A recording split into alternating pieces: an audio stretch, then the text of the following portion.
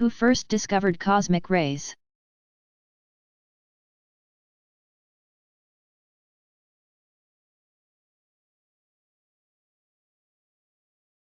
The Austrian-American astronomer Victor Franz Hess, 1883 to 1964. Became interested in a mysterious radiation that scientists had found in the ground and in Earth's atmosphere. This radiation could change the electric charge on an electroscope, a device used to detect electromagnetic activity even when placed in a sealed container. Hess thought that the radiation was coming from underground, and that at high altitudes it would no longer be detectable. To test this idea, in 1912 Hess took a series of high-altitude hot air balloon flights with an electroscope aboard. He made 10 trips at night, and one during a solar eclipse, just to be sure the sun was not the source of the radiation. To his surprise, Hess found that the higher he went, the stronger the radiation became. This discovery led Hess to conclude that this radiation was coming from outer space.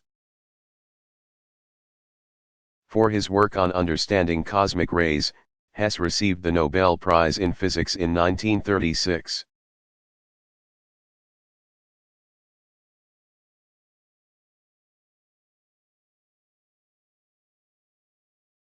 What unique weapon was employed during World War I?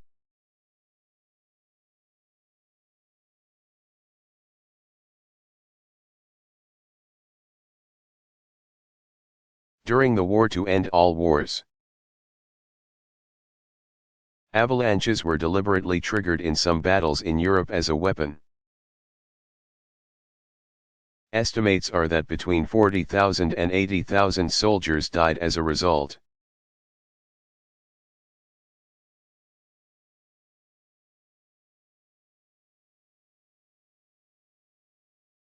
What are some of the lowest temperatures ever recorded?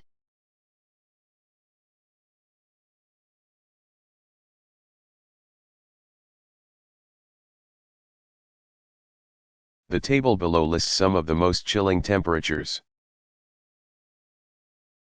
by region that have been recorded by meteorologists.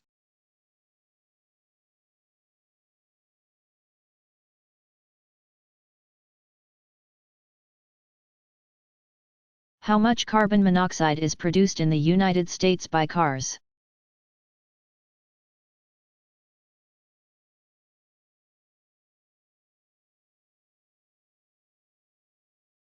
As of 2002, automobile traffic in the United States was producing 346 tons. 314 metric tons of carbon monoxide per day. What are you seeing when you see your breath?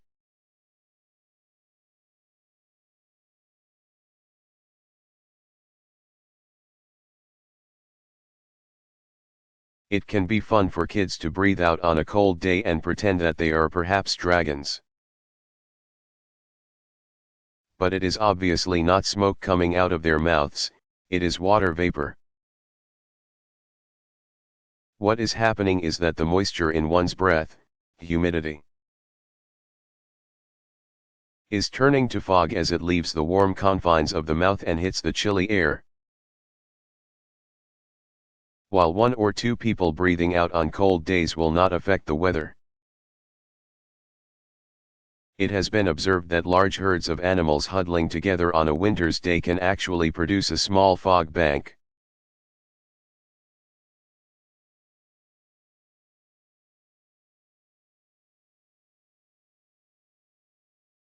What did NASA and the U.S. military discover about triggered lightning?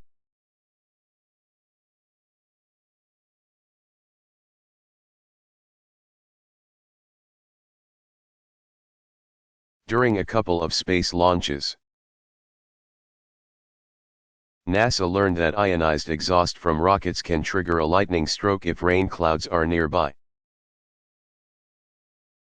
This happened during one of the Apollo missions, though with no dire consequences. More infamously, in 1987 an Air Force rocket launched from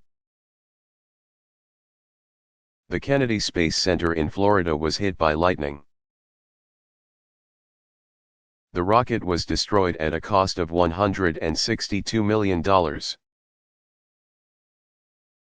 Scientists have known about triggered lightning for a long time. And they sometimes attach copper lines to small rockets to attract lightning for research purposes. Lightning caused by rocket exhaust, though, is an unintentional side effect.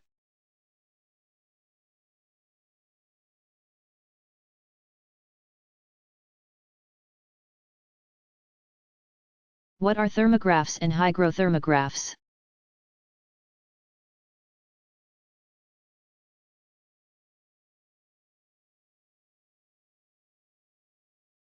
A thermograph is a device that records changes in temperature over time by drawing a line over a rotating chart in a manner similar to a seismograph. A hygrothermograph does the same thing, except it also indicates levels of humidity.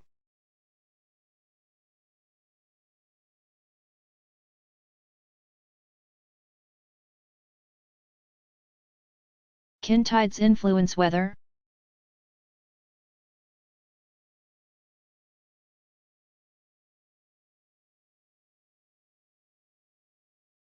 Many scientists believe that tides have a small influence on the weather. Tides can have some effect upon ocean currents, for example, which, in turn, influence weather patterns. It is also known that the moon's tug on our planet can actually cause measurable changes in topology. The Earth's crust actually moving up and down. This can, in turn, encourage earthquakes or volcano eruptions. And the latter definitely affects our weather. Tides, it can be said, may also be relevant to weather because, when strong onshore winds coincide with high tides, coastal flooding is made worse than would otherwise occur at low tides.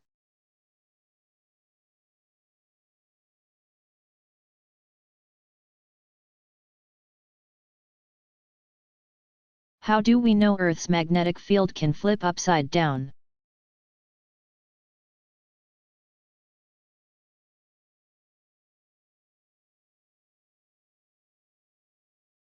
In 1906 French physicist Bernard Brunhes, 1867–1910, found rocks with magnetic fields oriented opposite to that of Earth's magnetic field. He proposed that those rocks had been laid down at a time when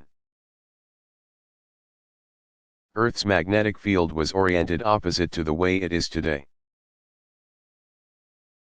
Brunhes's idea received support from the research of Japanese geophysicist Motonori Matuyama.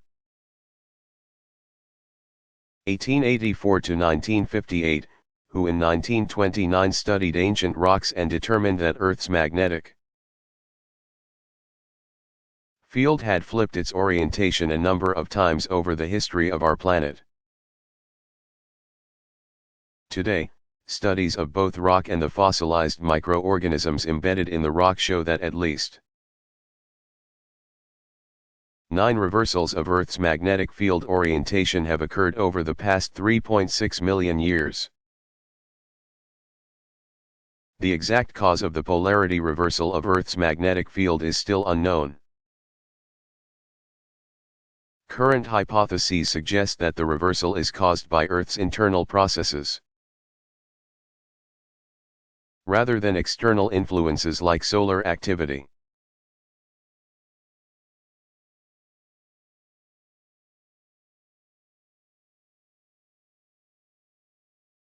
What is radon?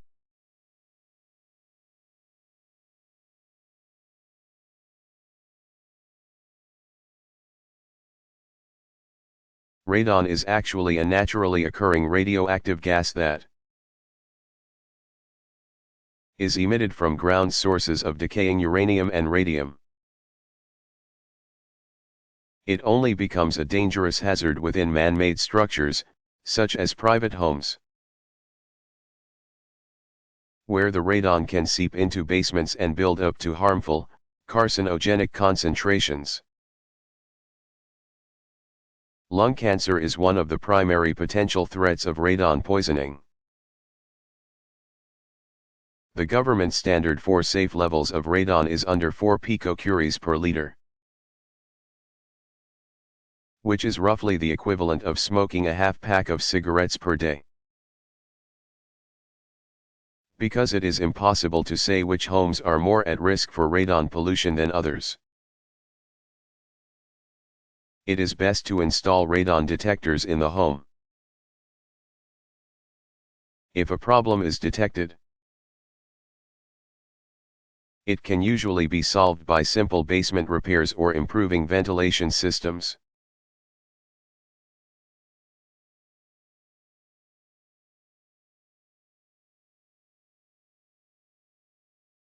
What is the Storm Prediction Center, SPC?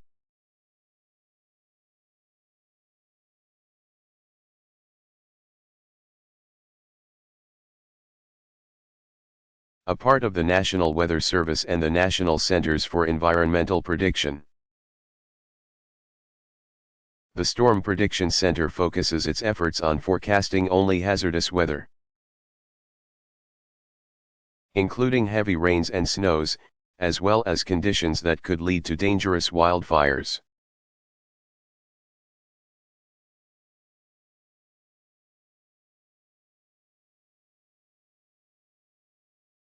What is solar wind?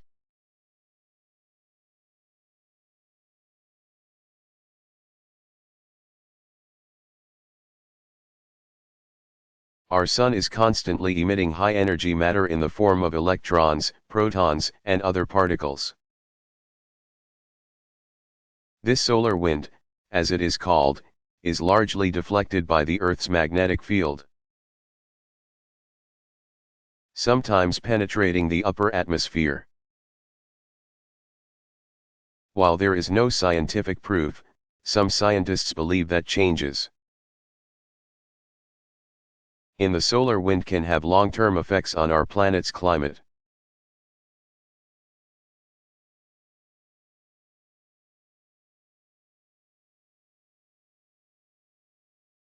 What causes ice ages?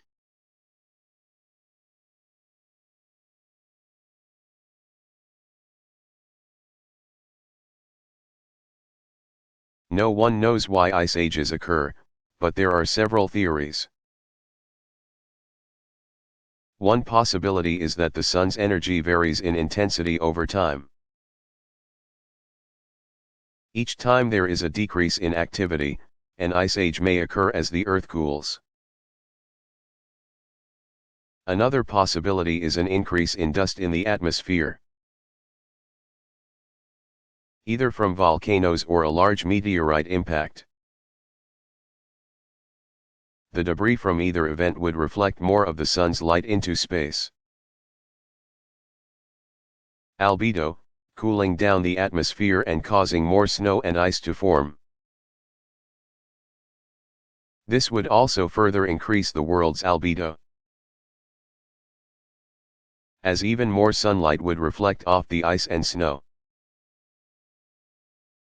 However, this theory has a problem, as many of the other theories do, in that it doesn't explain what causes the ice sheets to retreat.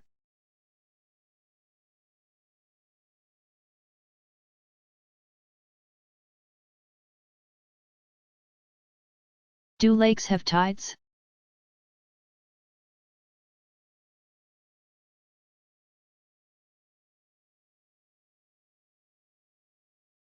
Compared to oceans and seas, lakes generally do not contain enough water to have noticeable tides due to the gravitational effects of the moon on the Earth. They do have tides, though, and large lakes. such as Lake Superior in North America, are big enough to have observable tides. Lake Superior's waters fluctuate about 3 inches.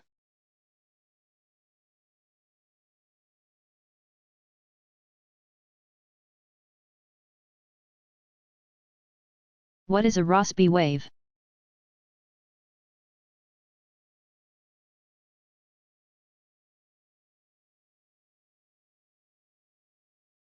Named after Swedish meteorologist Carl Gustav Rossby, 1898 to 1957. Rossby waves refer to the large air mass waves that inhabit the middle layer of our atmosphere, including the jet stream and high and low pressure systems.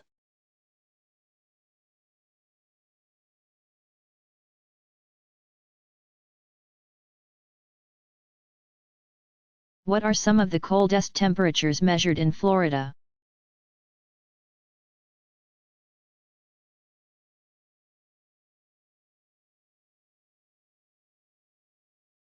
The Sunshine State is not a complete stranger to wintry weather.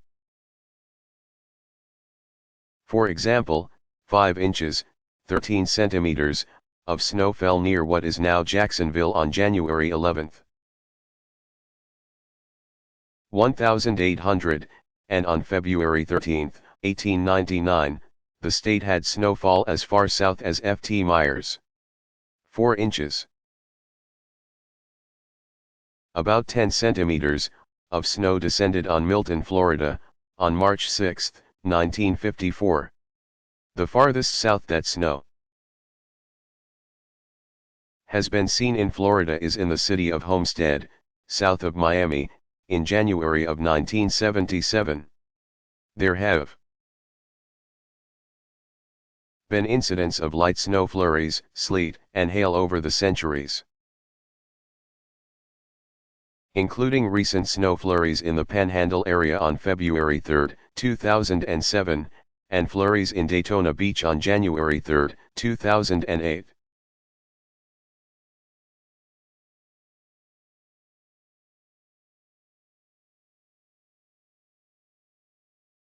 What are the wet bulb and dry bulb temperatures?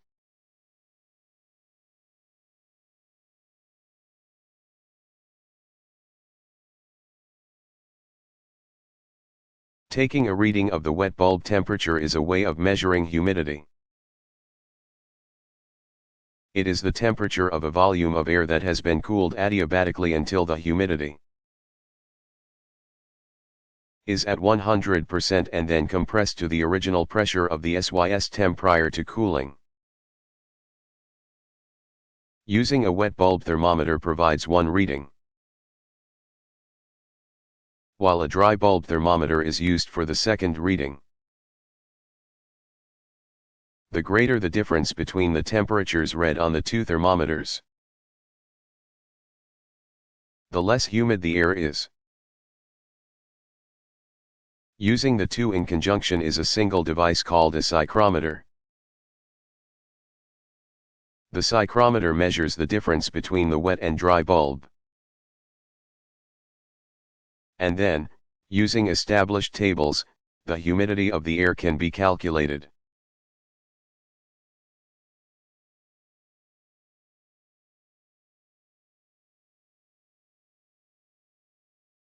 Who managed to calculate cosmic ray activity on Earth dating back over 11,000 years?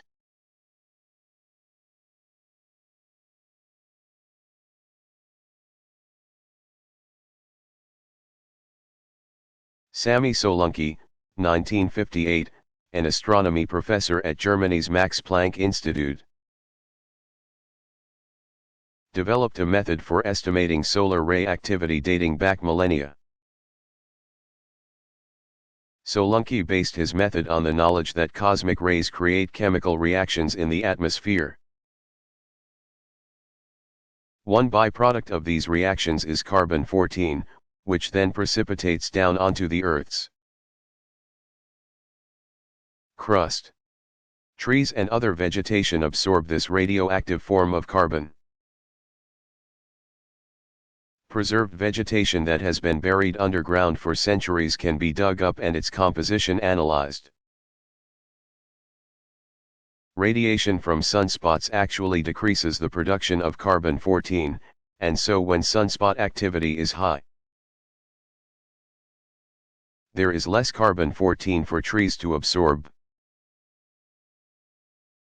Using this information, Solanki discovered that there has been more sunspot activity since around 1930 than during any other period going back 8,000 years.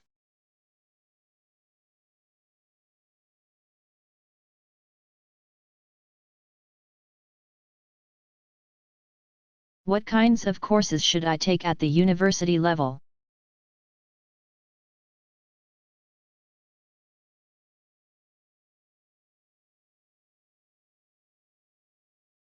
For a more generalized career in meteorology, such as weather forecaster.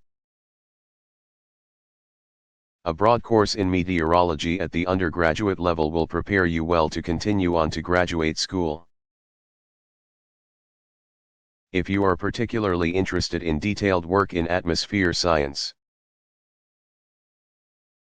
you would be wise to earn an undergraduate degree in chemistry, physics, mathematics, or engineering. The growing field of environmental and climate research offers opportunities to meteorologists who also have an educational background in fields such as biology, ecology, oceanography, and geophysics. To increase your chances of finding a job at a professional level in meteorology, you will need at least a master's degree, and a doctorate is often preferred.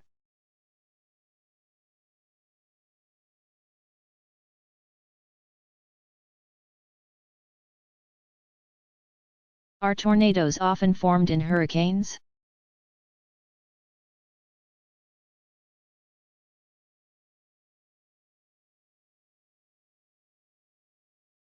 It is fairly common for tropical storms and hurricanes to generate tornado activity.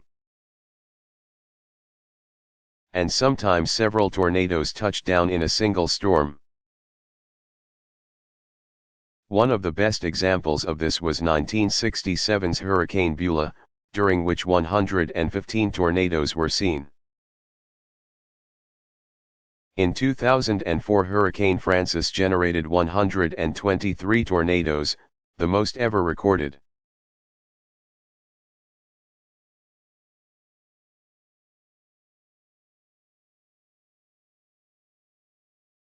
What is a tropical storm?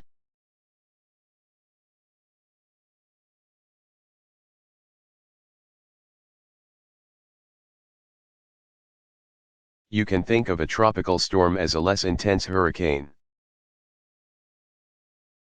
You can also call a hurricane a more intense tropical storm. If wind speeds are between 38 and 74 miles, 61 and 119 kilometers per hour, then it is considered a tropical storm and not a hurricane.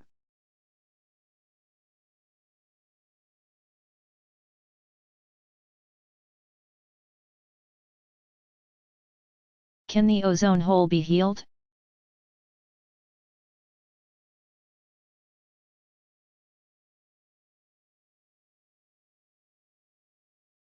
Yes. While the latest figures represent an increase in the ozone hole size over previous years, there is some good news. Compared to the 1980s, the hole is expanding more slowly. If we continue to reduce pollutants, the expansion may eventually stop and be reversed. Scientists believe that, if this happens,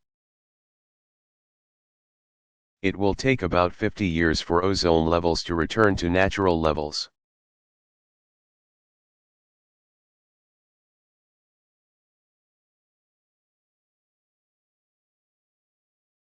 What is Gay-Lussac's law and why is it important in meteorology?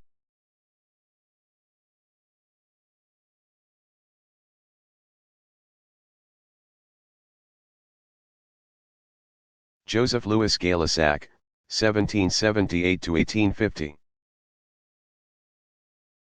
Was a French physicist and chemist best known for two laws of physics about gases.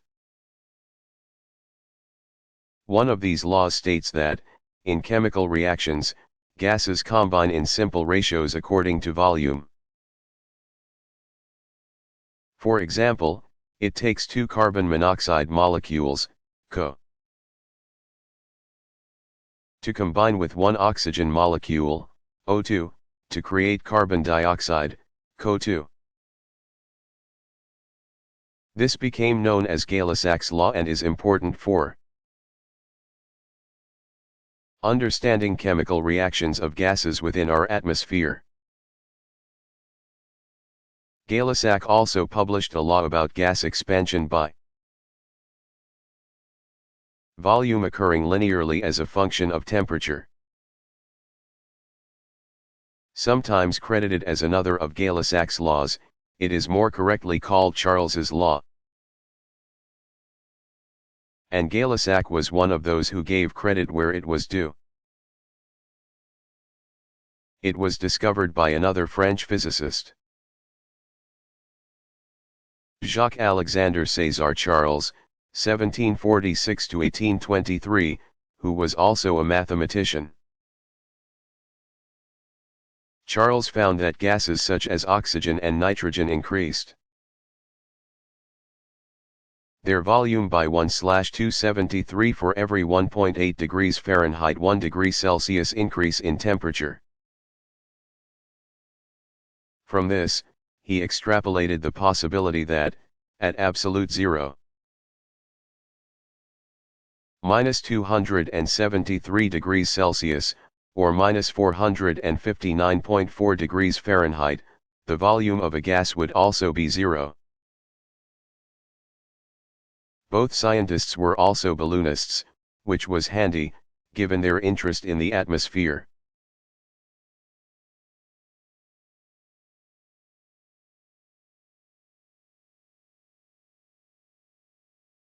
How should one prepare when the weather forecast calls for the season's first freeze?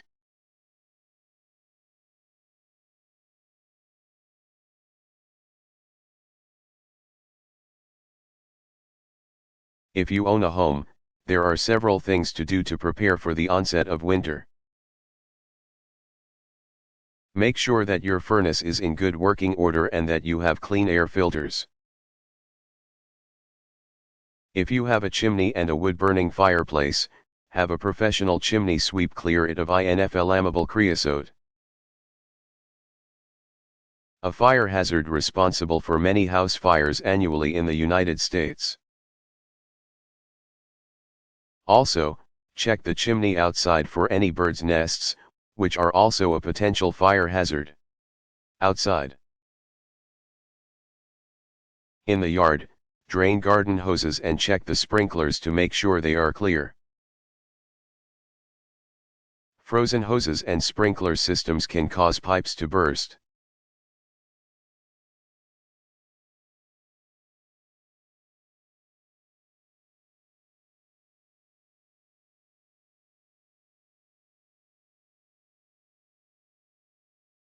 What is a front?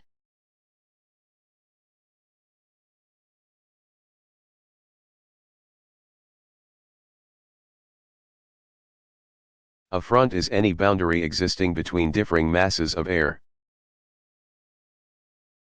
That is, masses that have different overall temperatures and humidity.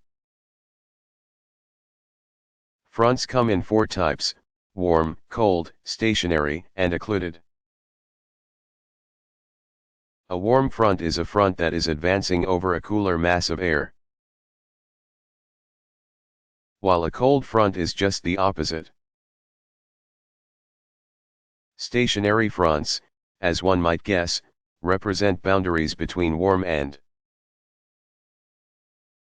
cold air that are in relative equilibrium, although they can still move back and forth by as much as several hundred miles and yet be considered stationary. An occluded front occurs whenever a cold front instead of merely overtaking warm air, actually separates and breaks apart warm mass of air. Occluded fronts come in both warm and cold varieties. In a warm occluded front, the cold air at the advancing side of the warm front is cooler than the air in the cold front that is overtaking it. In a cold occluded front, the cold air at the advancing side of the warm front is warmer than the air in the advancing cold front.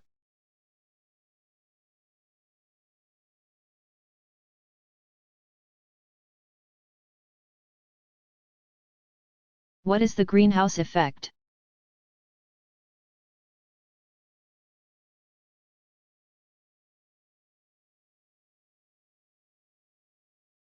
The greenhouse effect is a natural process of the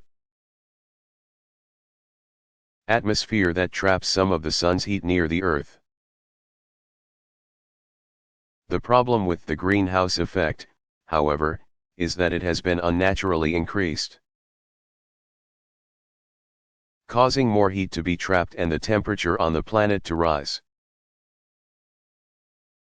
The gases that have caused the greenhouse effect were added to the atmosphere as a byproduct of human activities, such as combustion from automobiles.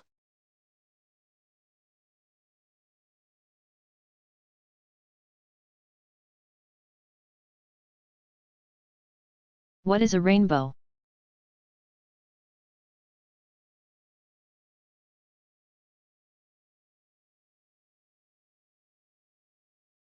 Rainbows are colorful bands of light that are formed when water particles in the air reflect sunlight.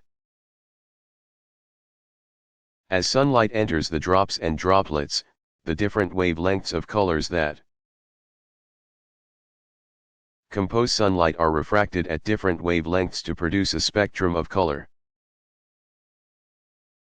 To see a rainbow, you must be standing with the sun behind you and the raindrops in front of you. The sun needs to be less than 42 degrees above the horizon to obtain the correct angle so that the light waves are properly reflected. The light is refracted as it enters a raindrop, reflects off the inside of the back of the raindrop, and is refracted again as it leaves.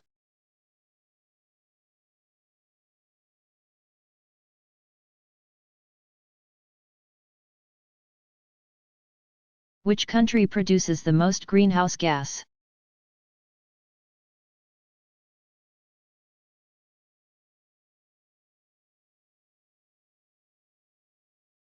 This dubious honor used to belong to the United States. The economic boom in China, however, has led to a corresponding surge in pollution. While, per capita, Americans still cause more pollution. There are 4 times as many Chinese as Americans. A 2007 study published by the Netherlands Environmental Agency noted that Americans produce about 20 tons, 18 metric tons, of carbon dioxide emissions per capita, versus 5 tons for each Chinese citizen and about 10 tons, 9 metric tons, for each European. Industrialized nations emitted about 16.1 tons, 14.6 metric tons, of greenhouse gases per capita versus about 4.2 tons, 3.8 metric tons, per capita for those living in developing countries. The study also noted that if the increase in greenhouse gases is not halted within 10 to 25 years, the planet will experience a runaway greenhouse effect with average temperatures rising several degrees Celsius, causing ice caps to melt and coastal regions worldwide to become flooded.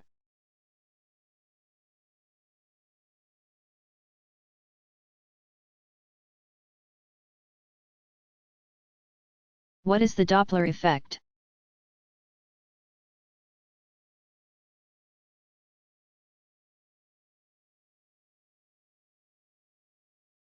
The Doppler effect refers to the way sound and light waves behave.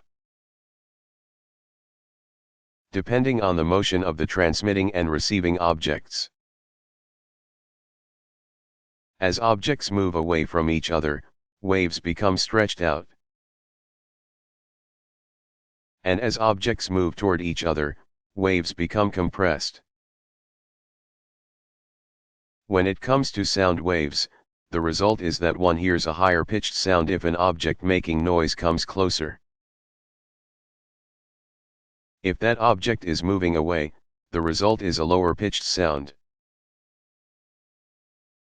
When it comes to light waves, compressed visible light is shifted toward the blue spectrum, while it is red shifted if objects are moving away.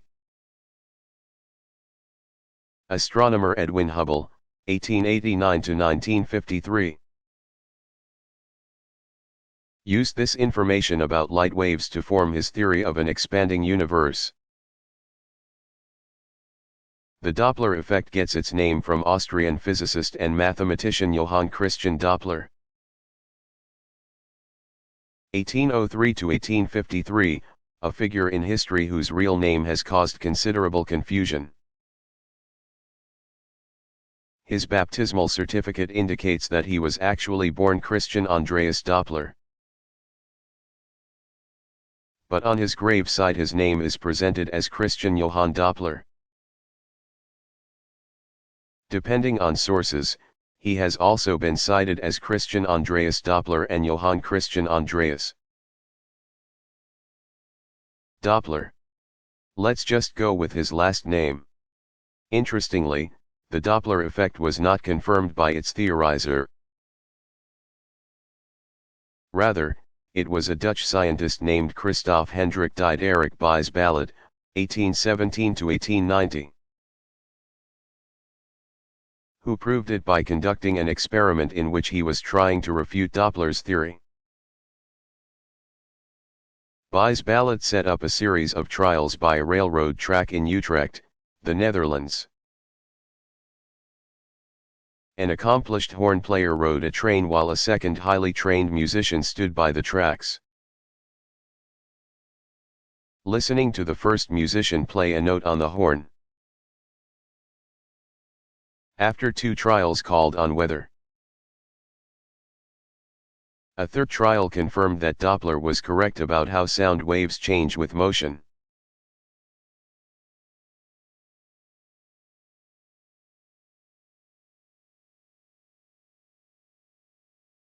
What is heat stroke?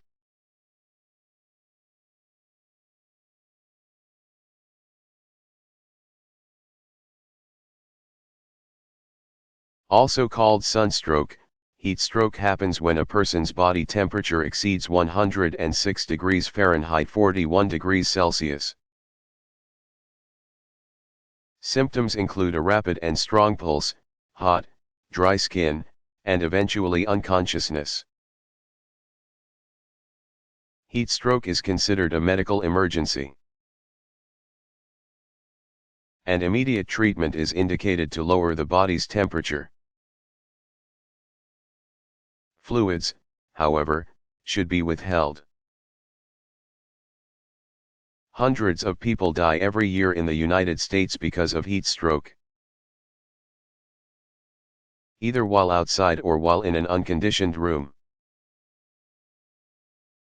Pets and livestock are also susceptible to this condition.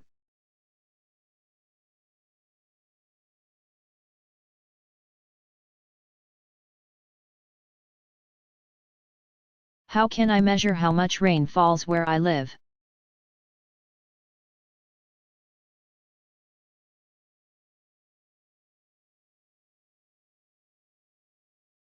Any container with a flat bottom and flat sides can measure rainfall.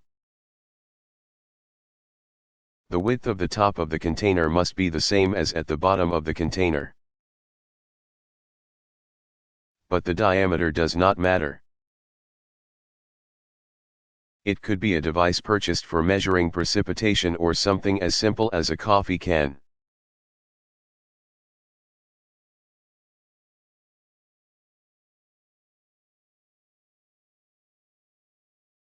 What is the mesosphere?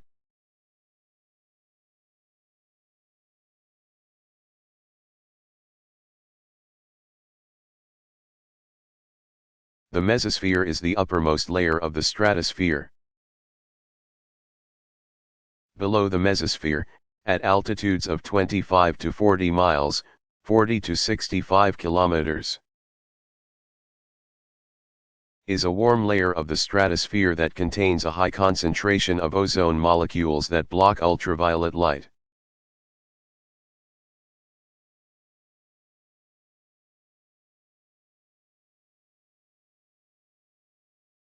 Why do environmental firms hire meteorologists?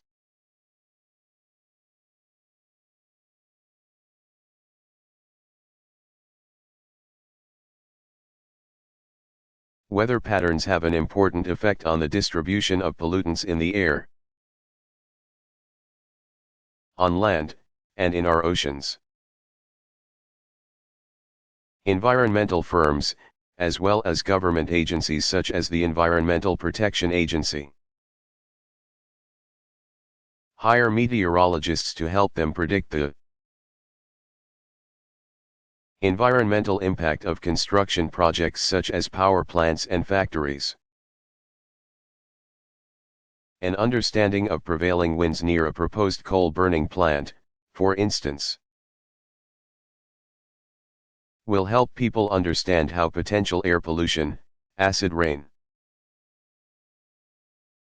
and ozone levels will impact the environment not only locally but also, perhaps, across many states or even countries.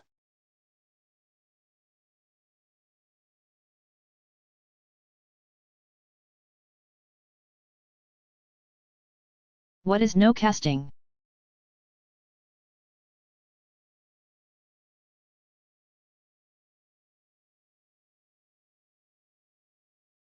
Nowcasting is a somewhat silly-sounding word that refers to predicting weather in the very short term, about 2 hours. Given the satellites, radar, and other modern tools that are at meteorologists' disposal, nowcasting is probably the most accurate type of forecasting. Weather patterns, though they can still change abruptly with little notice, such as in the case of tornadoes, are fairly predictable in the short term. For example, if you see a large, well-organized storm front heading toward your city just a few miles away, it is a safe bet that a weather forecaster can tell you precisely when it will affect your neighborhood and what weather conditions you can expect.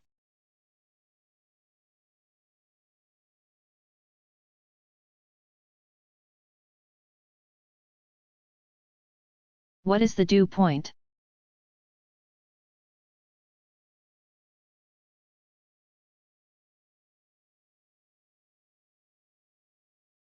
The dew point is the temperature at which air is full of moisture and cannot store any more.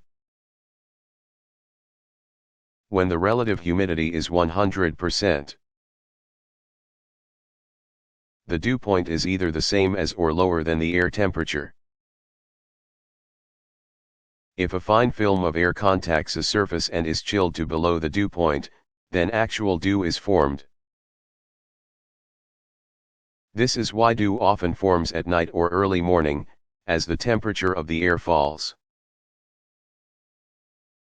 The amount of water vapor the air can hold also decreases. Excess water vapor then condenses as very small drops on whatever it touches. Fog and clouds develop when sizable volumes of air are cooled to temperatures below the dew point.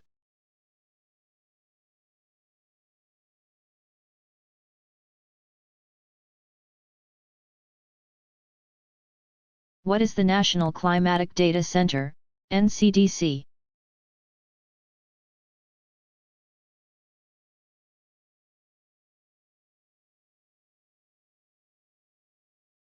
Part of the National Oceanic and Atmospheric Administration, the NCDC serves as a vast archive of meteorological data called the World Data Center for Meteorology, which it then provides to various agencies, organizations, publications, insurance companies, and law firms all over the planet. Records go back as far as the 19th century, and include data ranging from modern radar and weather balloon reports to observations made by ships over a century ago. The Meteorology Data Center is located in Asheville, North Carolina. The NCDC also runs the World Data Center for Paleoclimatology in Boulder, Colorado.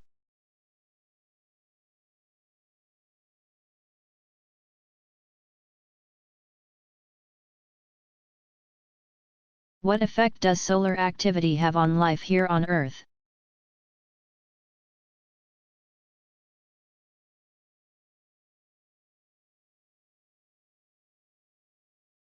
Why the time the solar wind reaches the distance of Earth's orbit. Its density is only a handful of particles per cubic inch. Even so, it is enough to have caused substantial radiation damage to life on Earth over the several billion years of Earth's history, if not for Earth's protective magnetosphere. When solar activity is particularly strong, such as during a solar flare, the stream of charged particles can increase dramatically. In that case, these ions can strike molecules in the upper atmosphere, causing them to glow. Those eerie, shimmering lights are called the aurora borealis. Northern lights, and aurora australis, southern lights. During this time, Earth's magnetic field can temporarily weaken, causing our atmosphere to expand. This can affect the motion of satellites in high Earth orbit. In extremely strong periods of solar flux, electrical power grids can be affected.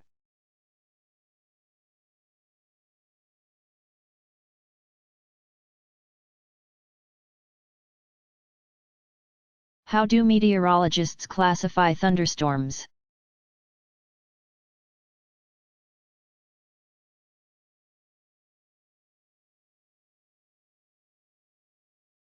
There are several classifications of thunderstorms, single cell the smallest type of storm system. Single cell storms form from a convective loop of warm updrafts and cool downdrafts. They usually form the weakest and briefest rainstorms. Multi-cell a storm system formed from two or more storm cells. Supercell the largest and most dangerous type of storm system, and one which is often associated with tornadoes. Supercells develop in massive cumulonimbus storm clouds and are characterized by nearly vertical, unsuppressed updrafts and precipitation falling at a nearly horizontal angle. Because the air currents are not suppressed, they tend to continue building in strength for hours. Squall line a line of cumulonimbus storm clouds reaching up to 600 miles, 965 kilometers, long.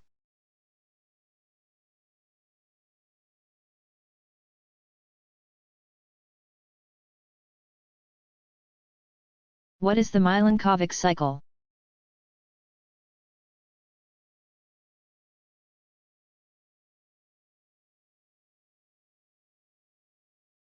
Earth's orbit is currently fairly circular around the Sun. However, this is not always the case. Our planet experiences shifts from the current circular orbit to a much more elliptical. one during which the difference between perihelion and aphelion is very marked. The entire cycle from circular to elliptical and back again takes about 95,000 years to complete. During the periods when the Earth is in its more elliptical orbit and ventures farther from the Sun, ice ages tend to occur. The theory was first formulated by Serbian geophysicist Milutin Milankovic, also spelled Milankovic, 1879–1958, who was well known for his research into ice ages. His theories were later verified, in 1976. Through the study of sediment cores taken during deep-sea explorations.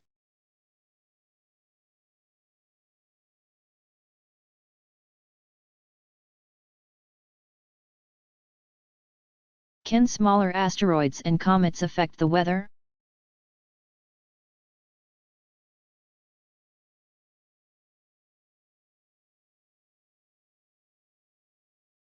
Certainly. It doesn't take a huge impact for an extraterrestrial body to influence the planet's delicate weather balance. Smaller impacts could still throw up a considerable amount of dust, comparable to a large volcano exploding. It doesn't take a very large asteroid to do the trick, either. Scientists now estimate that the object that hit Tunguska, Russia, may have been as small as 65 feet, 20 meters, in diameter. But an asteroid or meteorite doesn't even have to hit the Earth to affect our weather. In 2005, scientists announced that asteroids burning up in the atmosphere leave behind trails of micron-sized particles that could increase cloud formation, increase precipitation, and cool temperatures.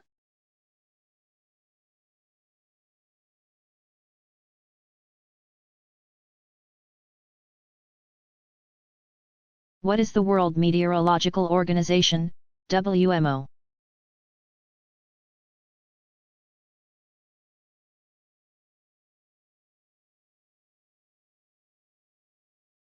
Because the weather is a matter of international concern affecting all the world's countries. The WMO is a highly valuable organization that promotes the sharing of meteorological data between nations. Formerly the International Meteorological Organization, EST 1873. The WMO was created in 1950, the next year, it came under the aegis of the United Nations. The WMO is interested in severe weather forecasting and in the impacts of human activities on the environment that affect the climate and weather.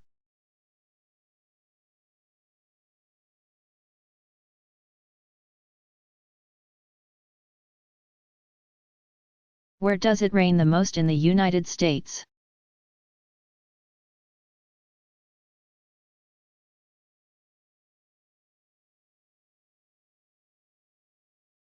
Mt.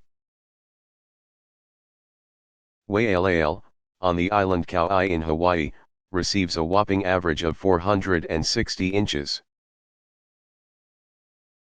1,168 centimeters, of rain a year. That's over 38 feet, about 12 meters, of rain per year.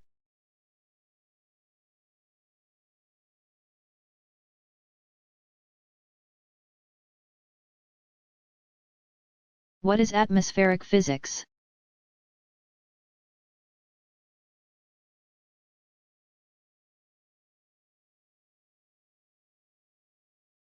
A complementary field of study to atmospheric chemistry is atmospheric physics.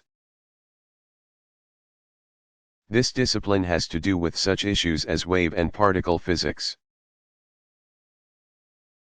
acoustics, spectroscopy, optics, and more. A strong command of mathematics is needed for anyone wishing to specialize in this field. The theoretical work involved has applications in satellite, radar, LiDAR, and other technologies.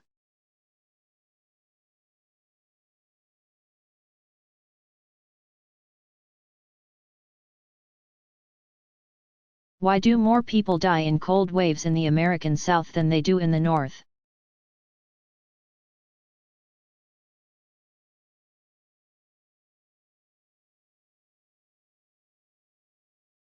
Simply put, cold waves have proven more lethal in the South because people are not as well prepared for them. Homes and other buildings tend to have poorer insulation. And people do not own as many if any warm winter clothes.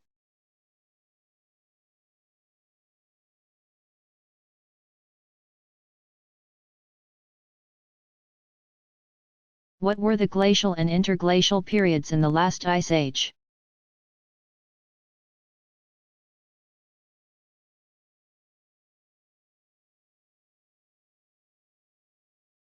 In the last ice age, and in all ice ages, there were cycles of glacial. When ice covered the land, and interglacial, relatively warmer temperatures, times. Corresponding with these times, the glaciers advanced or retreated. Scientists believe the last ice age, also called the Pleistocene Ice Age, had 8 cycles. The following lists these stages for North America. Stage names for Northern and Central Europe differ.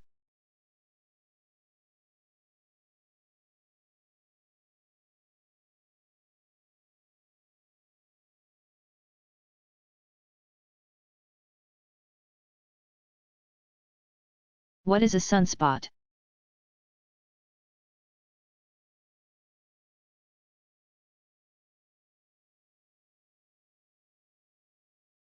Sunspots, when viewed by visible light, appear as dark blemishes on the sun.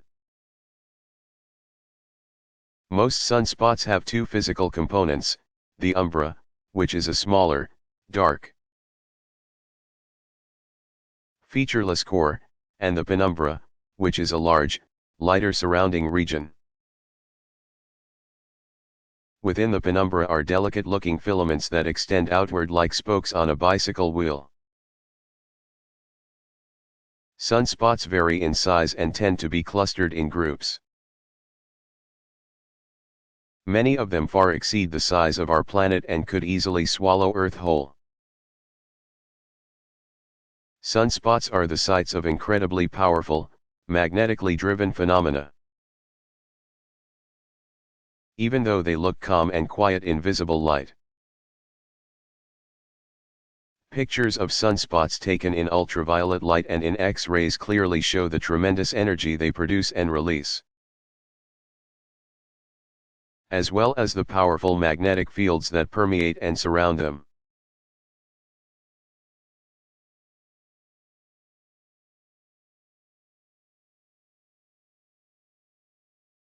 To what professional societies and organizations should a meteorologist belong?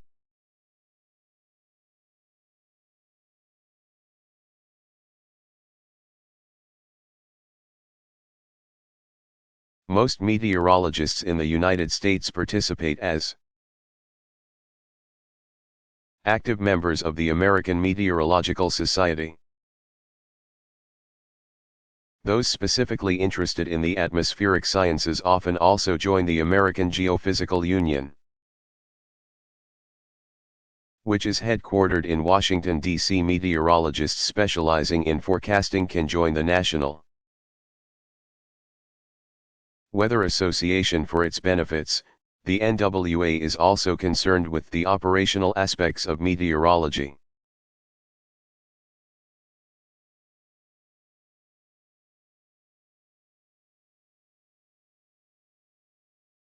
What is the Wolf number?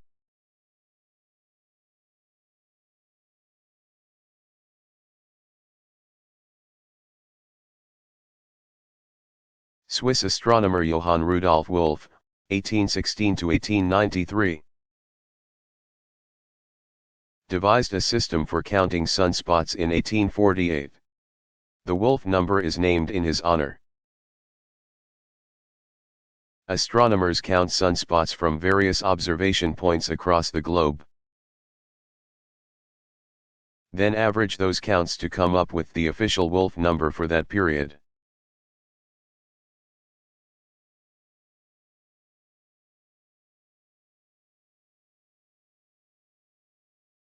Where are aurorae seen?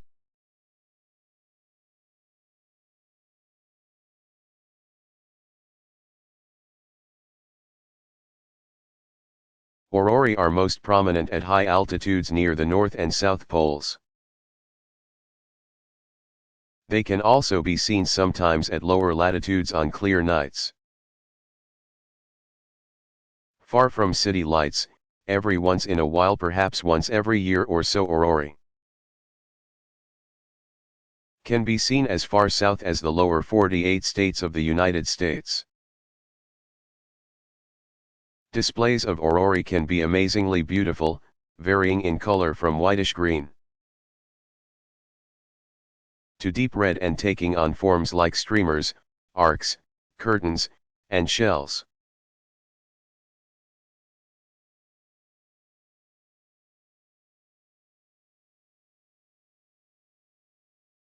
What is weather?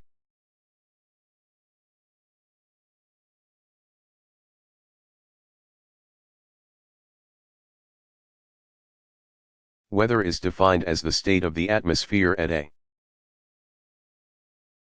given location and over a relatively short period of time.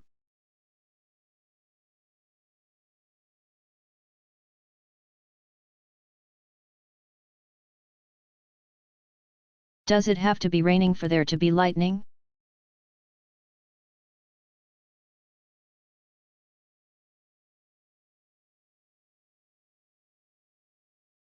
There needs to be a storm for there to be lightning. But it does not have to be raining in the same location for lightning to occur. Lightning strokes have been observed as far away as 10 miles, 16 kilometers, from where rain was actually falling. And lightning strokes may happen as much as 10 minutes after all rain has stopped.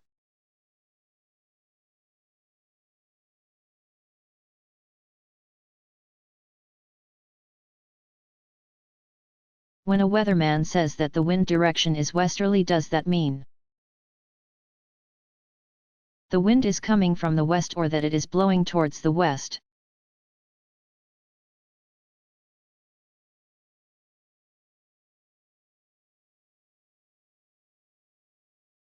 Wind directions expressed by meteorologists and the National Weather Service indicate which direction the wind is coming from rather than where it is blowing. So, if an area is experiencing northwest winds, for example, it means that the wind is coming from the northwest and blowing toward the southeast. In other words, high-pressure zones contain more densely packed molecules of various gases, which tend to flow to areas where the air is less dense. This concept was first explained by the Greek philosopher Anaximander. C 610 B.C.E.C. 546 BCE, who explained that wind was a natural phenomenon and not caused by the gods or by trees waving their leaves, as some people thought.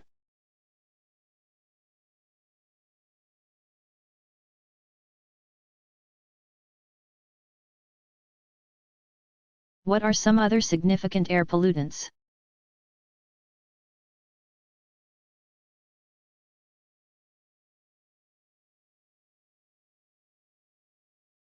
Oxides of nitrogen, including nitrogen monoxide, NO, nitrogen dioxide, NO2, and nitrous oxide, N2O, are also generated by factory and car emissions. These gases are not directly harmful to people, but they contribute to ozone depletion.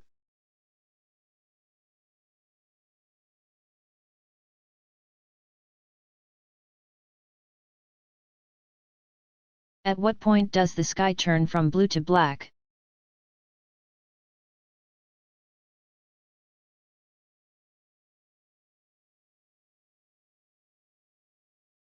The blueness of the sky fades away as you get higher in the atmosphere.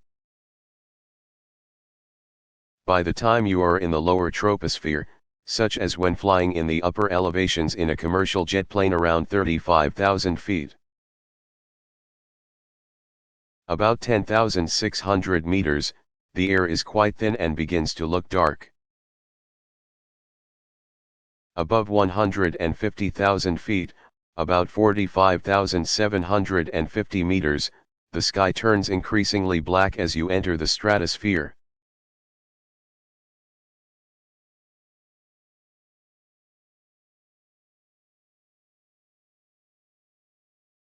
How do hurricanes get named?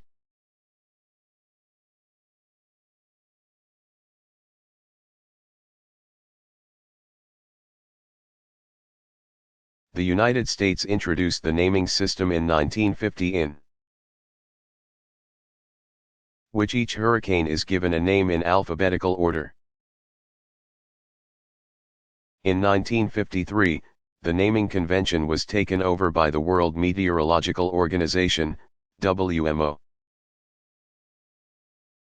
which selected names from library sources and finalized lists during international meetings. Until 1978, all the names were female, but this practice ended with the 1979 hurricane season. And now names alternate between male and female. The names are all either English, Spanish, or French in origin. The names are chosen to reflect the cultures and languages found in the Atlantic, Caribbean, and Hawaiian regions. When a tropical storm with rotary action and wind speeds above 39 miles, 63 kilometers per hour develops, the National Hurricane Center near Miami, Florida, selects a name from one of the 6 listings for Region 4, Atlantic and Caribbean area. Letters Q, U, X, Y, and Z are not included because of the scarcity of names beginning with those letters.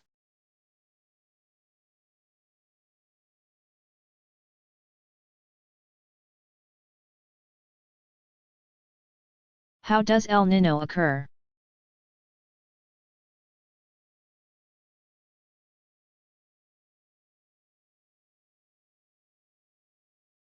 The El Niño weather phenomenon happens because of the unstable interaction of ocean surface temperatures with the lower atmosphere of the tropical Pacific Ocean in processes that are so complicated even modern science does not fully understand it. The process has to do with worldwide dynamics of the ocean and atmosphere, including oceanic waves crossing the entire planet, currents, and global circulation of the atmospheric. About the only thing that scientists have concluded with much certainty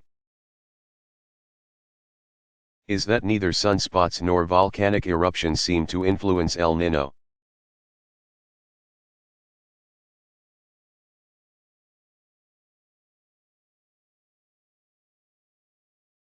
What is a smog alert?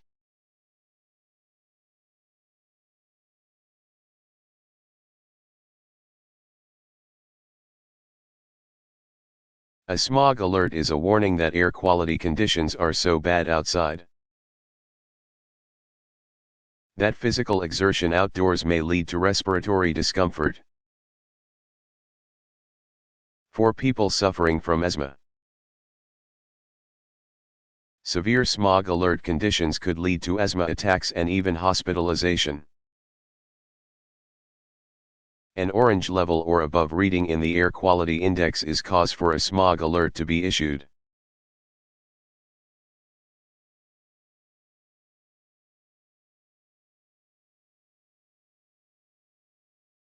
What is atmospheric chemistry?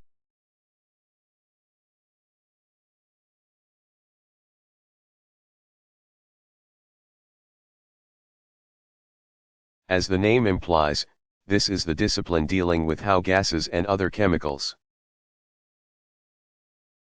and particulates in the atmosphere interact with each other, such as with the formation and destruction of ozone, both in the upper atmosphere and as a ground-dwelling pollutant. Atmospheric chemistry is a very complex science, as the composition of the atmosphere is in constant flux. Content is constantly being introduced from the ground, winds continually shift and flow,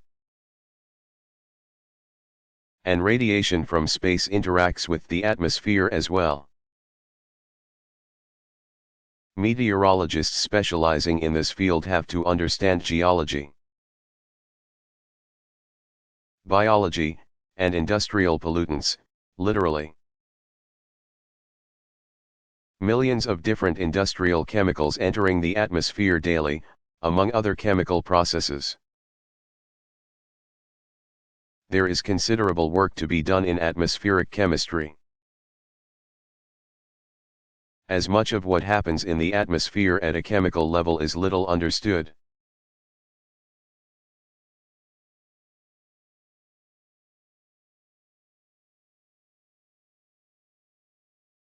How strong does a tornado have to be considered significant?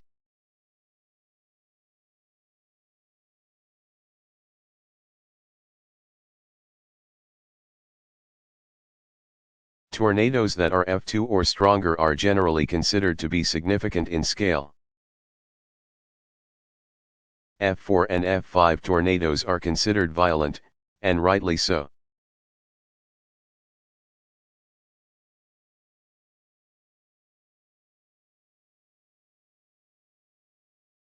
What do meteorologists mean when they talk about pop?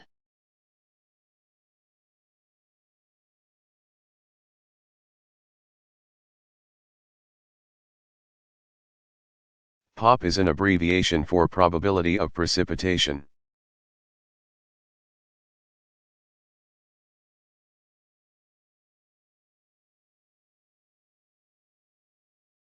What is a hydrometer?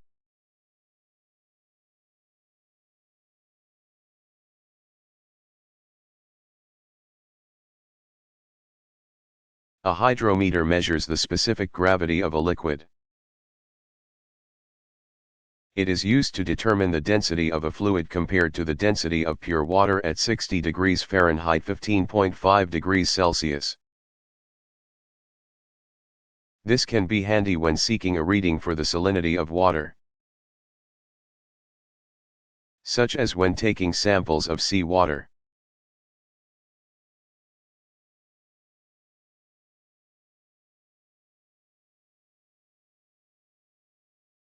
Is Chicago really the Windy City?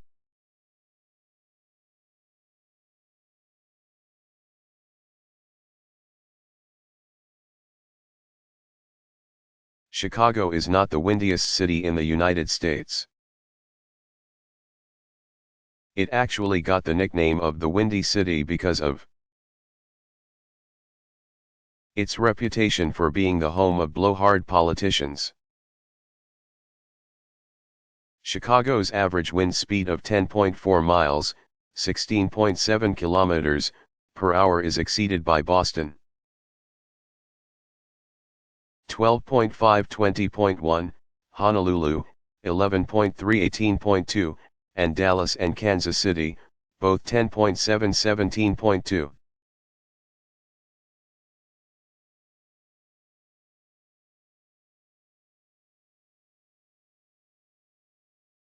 Why was the name of the centigrade scale changed to Celsius?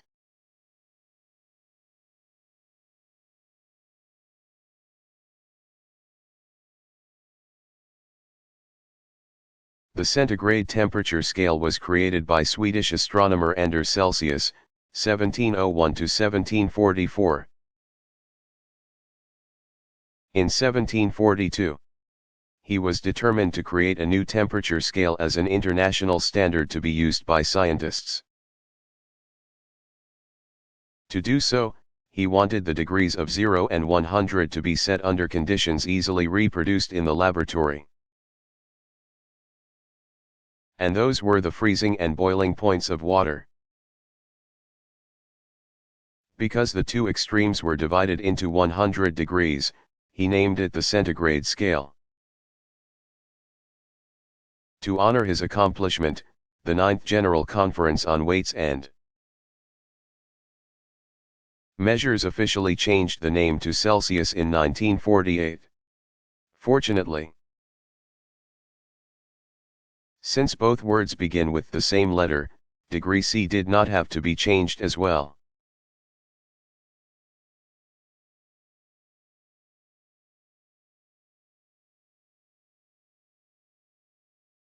When did the first weather map appear in a newspaper?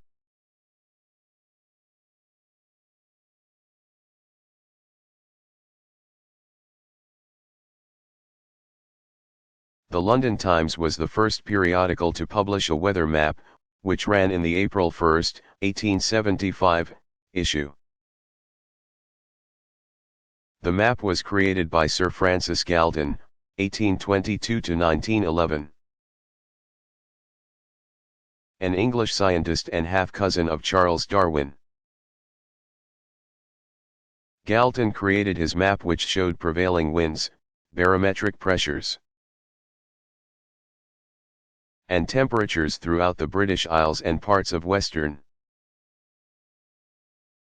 Europe without the advantage of satellites, computers, or even a telephone.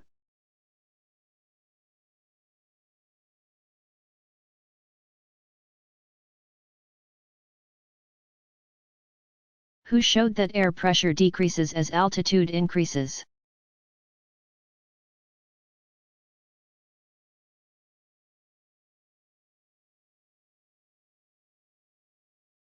French physicist and mathematician Blaise Pascal, 1623 to 1662, was inspired by fellow physicist Evangelista Torricelli, 1608 to 1647. To test the idea that the air in the atmosphere is much like seawater in an ocean. Since pressure in an ocean or lake increases as one descends into the depths, Pascal hypothesized that air pressure in a valley would be higher than on top of a mountain. To test the idea, in 1646 he asked his brother-in-law, Florine Perrier, 1605 to 1672, to use a barometer, a new invention at the time, and measure the pressure both at the top of the French volcanic peak Puy de Dôme and in the village of Clermont-Ferrand in Auvergne. The difference in elevation between the two is about 3,900 feet, 1,200 meters. Taking along witnesses to verify his readings, Perrier found that the air pressure at Clermont-Ferrand was 28 inches of mercury and at the top of Puy de Dôme it was only 24.6 inches. A monument to Pascal was later erected in Clermont-Ferrand to honor this achievement.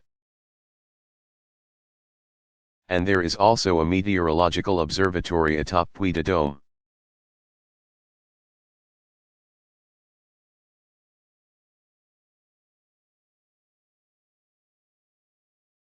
What is the Bergeron-Feindiesen mechanism?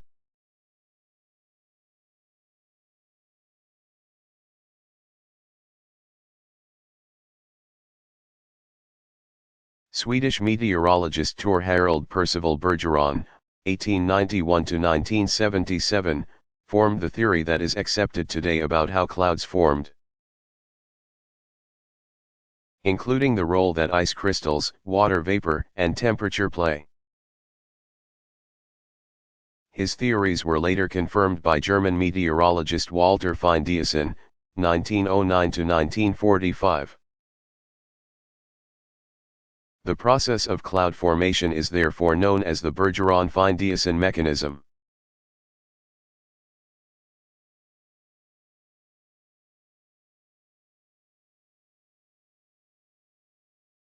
What was the tempest prognosticator?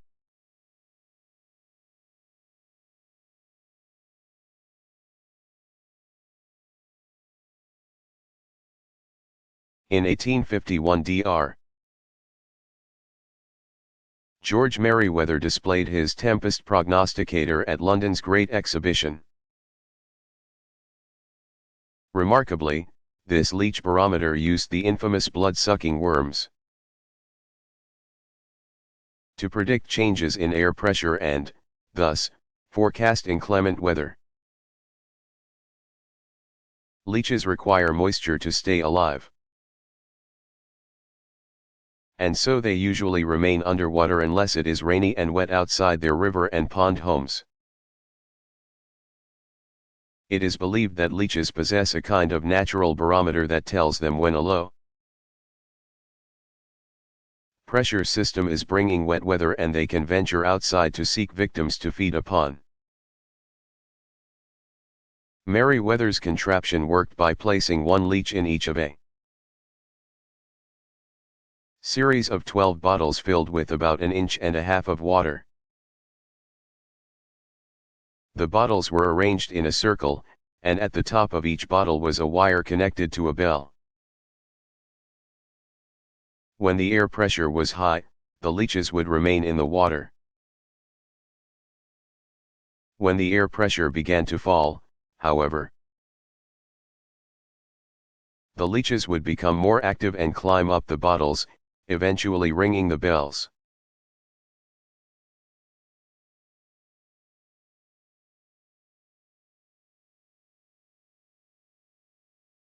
What are the dog days of summer?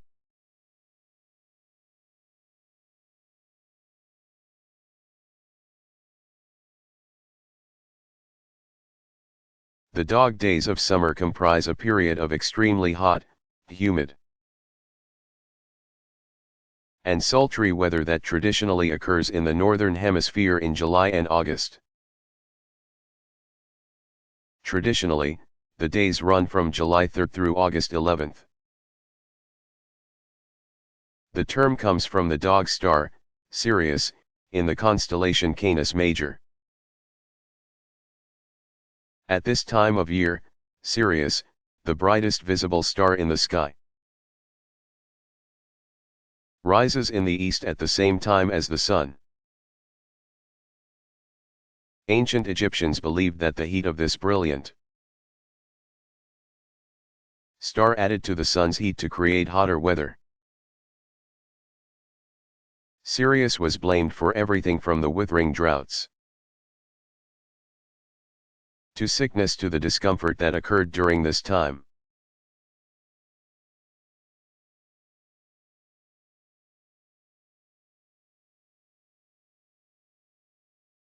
How much sunlight is reflected by snow?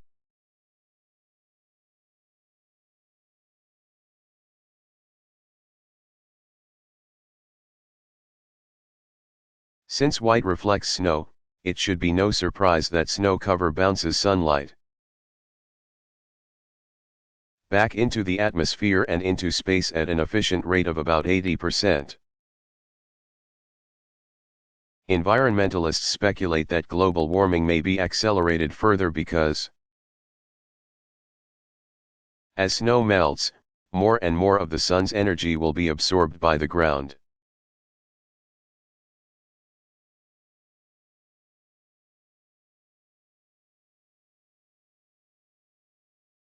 What is lake effect snow?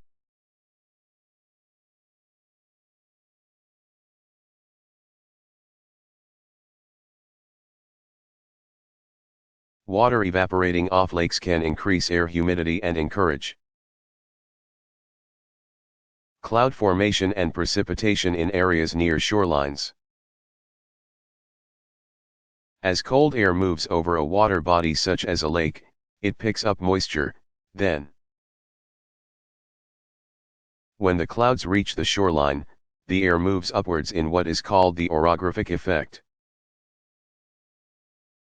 This, in turn, creates concentrated bands of precipitation that then release precipitation within relatively short distances of shorelines. Some record snowfalls have been documented as a result of the lake effect. For example, on January 17, 1959, 51 inches, 129.5 centimeters of snow fell on Bennett's Bridge, New York, over a 16-hour period. Buffalo, New York, is infamous for being buried in snow because of its proximity to Lake Erie. The winter of 1976 to 1977, for instance, saw the city experience 30-foot snow drifts. Storms with 70-mile, 113-kilometer per hour winds and bitter temperatures led to the deaths of 29 people that season.